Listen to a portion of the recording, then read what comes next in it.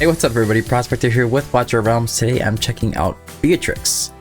Beatrix is a cultist hero and a summoner. Very cool style hero, very cool looking. But anyways, without further ado, let's dig in.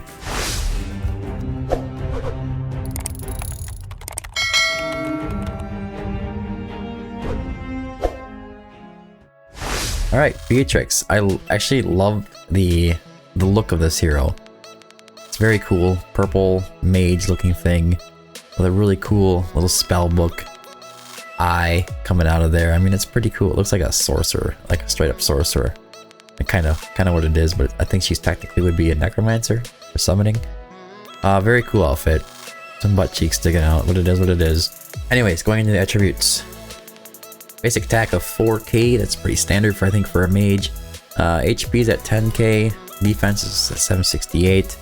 Attack interval is not at 2 seconds at standard. What is it sitting at? 3.5.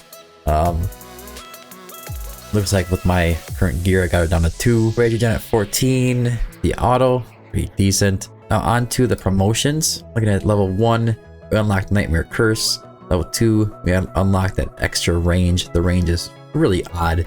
Level 3, we unlocked Spirit Drain. Level 4 is just stats. Level 5 is a talent enhanced, and level 6 is just going to be basic attributes enhanced. Onto the skills. On the talent, when an enemy dies in range, summons 1 Dream Eater. This has a cooldown of 15 seconds. When Dream Eater explodes, Beatrix restores 2% rage, and with that, she can summon 2 Dream Eaters during the ultimate, increases damage of both Beatrix and her summons by 35%, and reduces the cooldown of talent by 5 seconds. But what are the Dream Eaters? The Dream Eater inherits 100% of the master's attributes and assists the master in attacking enemies in range. Each attack deals 40% AoE magic damage up to 5 enemies. The Dream Eater exists for 18 seconds, explodes upon expiration, dealing 100% AoE magic damage to up to 5 enemies. Up to 4 Dream Eaters can exist simultaneously, so you do have a max of 4, so to keep that in mind. On the basic attack, it's an AoE magic attack, 120% AoE magic damage to up to 5 enemies. Nightmare Curse, the basic attack of the hero and Dream Eater, has a 30% chance of inflicting slow on the enemies. That's going to be a 50% for 2 seconds. And on Spirit Drain, the last passive is going to be when an allied summon spawns on the battlefield, increases the hero's attack by 10%, stacking up to 10 times. So this will just keep stacking, so every single time she keeps stacking, she keeps bringing out more Dream Eaters, the higher her attack is going to go. Now onto the Awakenings. On Awaken 1, each stack of Spirit Drain increases attack by 1%. Dream Eater's death can also grant 1 stack of Spirit Drain, so that's pretty much gonna draw the time down to like half of the time it normally takes to get to that 10% attack bonus. Awaken 2 is attack plus 300. Awaken 3 is when Dream Eater dies, Beatrix restores 10% of her HP as well. That doesn't seem very great. Awaken 4 is cost minus 3, that's pretty nice. Awaken 5 is increases the number of Dream Eaters summoned by the ultimate by 1. I knew that was coming. When the talent is triggered, there's a 25% chance to summon 2 Dream Eaters, okay? And the talent, just one more time, they look over that. When an enemy dies, you summon a Dream Eater, so instead of not summoning 1, you can summon 2. This kit seems relatively simple. It reminds me of Xeris, except for the fact that I think it's going to be more sustainable. I'm going to assume that she's not going to do as much damage though as Xeris, if I had to guess. These Dream Eaters are going to be doing 40% AoE magic damage. If we go and look at Xeris, the Souls of the Damned summons are going to be doing 80% AoE magic damage instead of 40 on hers. So yeah, she is sitting at 40%. So each one of her summons are going to do about half the damage. Obviously, Awakening was not really helping bring that damage up, but her Dream Eaters will explode and do extra damage as well. Artifact, you're going to want to go for a Tear of Twilight, a White Tower Trinket, something that's going to increase her attack, of course. Even Wisdom really early on if you get her. But anyways, so where are we going to bring her? Well, obviously, we're going to bring her into Gear Raid 1, right? I mean, that's kind of like the place to go. So we're going to look at Gear Raid 1, Stage 18. I am going to bring her in with a Lord. Find her. She is a cultist. That's our Beatrix. And then we have Demi. Demi on our lowered skill is going to increase faction team members' base tributes by 15%. Each faction team member's base damage dealt to enemies afflicted with slow, stun, freeze, immobilized state, or any other CC effects increased by 30%. If faction team members kill an enemy, increases their damage by 12% for 5 seconds, stacking up to 3 times. Demi is perfect for Gear Raid 1. And man, I would love to have her on the global server. It is a cool looking hero too. The cultist faction is very cool. Now, let's go ahead and just drop her in. I'm sure she can solo this. I think she's going to be much more sustainable than Xeris as well. I think you're going to just be able to keep her out and let her do her thing. So let's go ahead and put her down. She does cover this range. I'm going to put her right here because it's more interesting. Alright, we're going to put down Dolores. Then we're going to put down Laurel. As soon as I can, I'll get the Eloin down. But she has her damage is pretty decent already, so I'm going to go ahead and activate Dolores. I'm going to activate... Get her summons out. There they are. What kind of damage are we doing? It looks like... Let me slow this down. 50k or so? There's a 5k tick. They're taking continuous damage.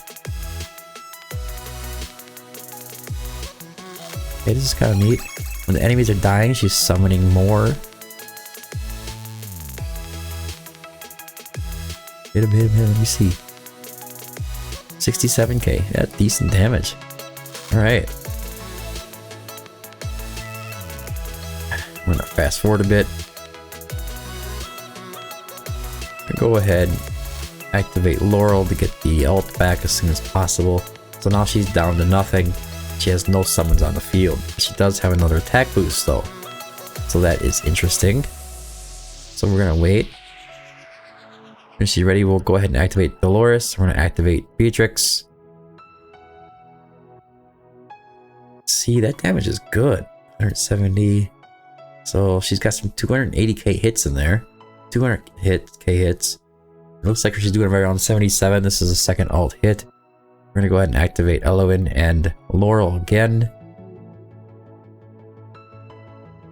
Let's get these guys going around. I'm pretty sure if you don't have anybody else about her and a healer, I think she's going to be just fine. Activate Hollow. Just without her, that's just her basic doing all that damage. 80k's hits there. She doesn't even need the summons for Gear Raid 118. Power dominance is off. Okay, so now I'm going to go ahead and activate.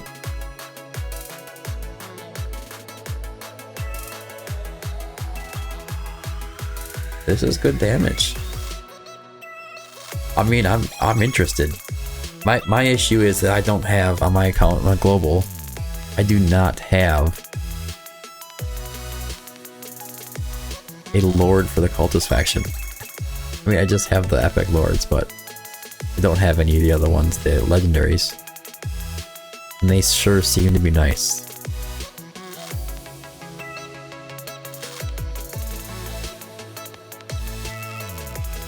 Alright, let's finish it up. This is it for you guys.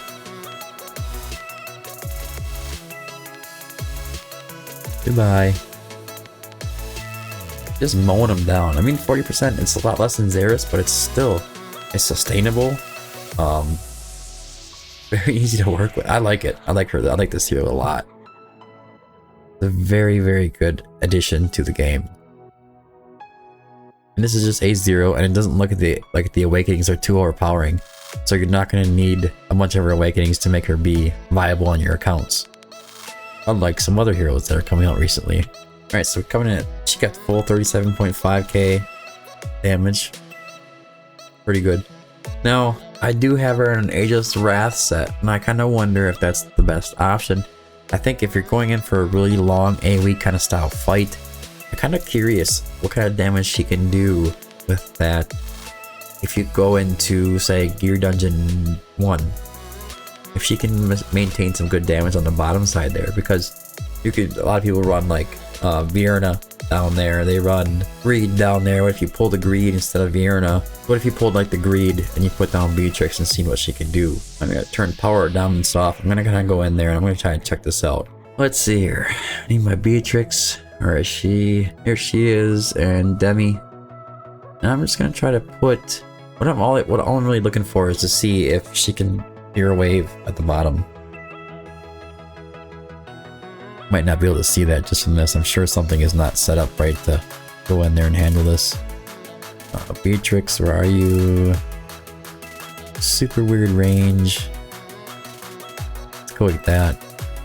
Super odd, but you know, let's take it. Go ahead and put a healer down.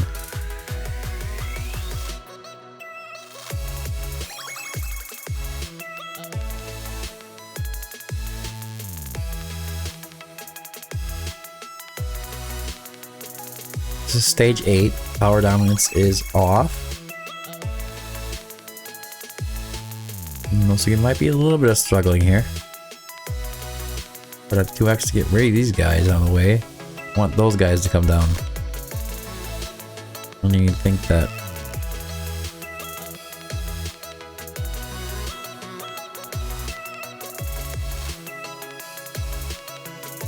Go ahead and hit this in a moment here. Actually, just gonna wait just a sec. We got this.